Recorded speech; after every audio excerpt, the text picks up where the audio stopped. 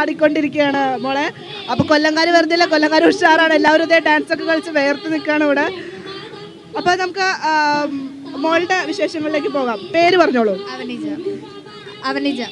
അവനിജ. അവനിജ ഇവിടെ എന്തായിരുന്നു പെർഫോം ചെയ്തത്? Ottamthullal A grade. അതെ. അപ്പൊ പക്ഷേ കോസ്റ്റ്യൂം ഇതൊന്നും ആയിരുന്നില്ല.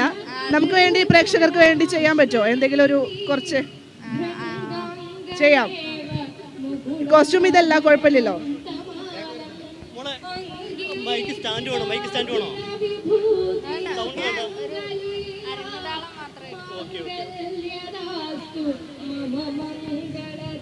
ചെയ്തോ ചെയ്തോ.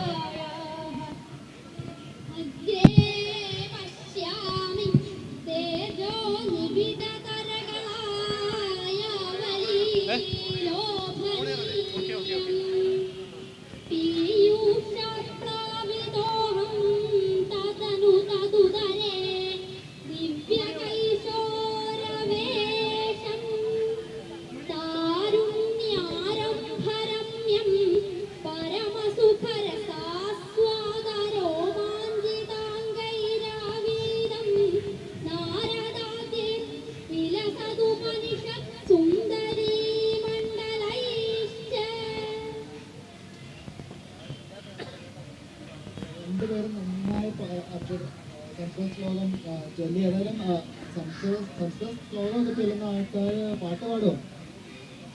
ഏതെങ്കിലും പാട്ട് ഏതെങ്കിലും ഒരു രണ്ടുപേര് പാടിക്കാം. ഏതെങ്കിലും ഒരു പാട്ടിന്റെ രണ്ടുപേര് പാടിക്കാം.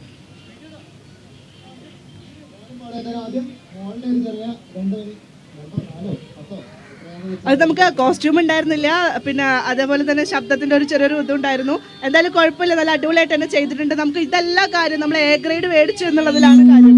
ഏത് സ്കൂളായിരുന്നു? ബോയ്സിൽ. കൊല്ലം തന്നെയാണോ സ്ഥലം? അല്ല, മലപ്പുറം. ഓക്കെ. അപ്പൊ മലപ്പുറത്ത് നിന്ന് വന്നിട്ട് എ ഗ്രേഡ് മേടിച്ചിട്ടാണ് മോള് പോകുന്നത്. ആരെ കൂടെ വന്നാണ്?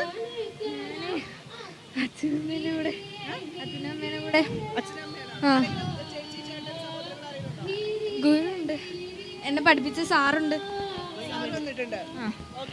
അപ്പൊ എന്തായാലും ഇങ്ങനെയാണ് നമ്മുടെ കലോത്സവ വിശേഷങ്ങളൊക്കെ ഇങ്ങനെ പോയിക്കൊണ്ടിരിക്കുകയാണ്. മോളുടെ ഒരു നല്ല അടിപൊളി ഒരു ഓട്ടംതുള്ളല്, അതെ ഓട്ടംതുള്ളലിന്റെ അരങ്ങുതാളാണ് നമ്മളിപ്പോ കണ്ടത്. ഏതായാലും ഇങ്ങനെയൊക്കെയാണ് കൊല്ലം ഇങ്ങനെ വൈബായിക്കൊണ്ടിരിക്കുകയാണ് ഓരോ ദിവസം ചെല്ലുന്തോറും. ഇന്നിപ്പോ 2ാം ദിവസത്തിലേക്ക് നമ്മൾ കടന്നിരിക്കുകയാണ്.